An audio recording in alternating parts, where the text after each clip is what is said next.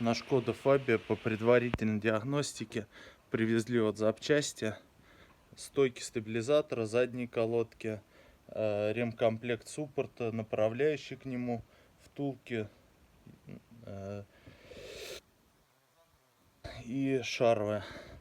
Вот сейчас поднимаем и будем ей заниматься. Скрежет и все уйдет.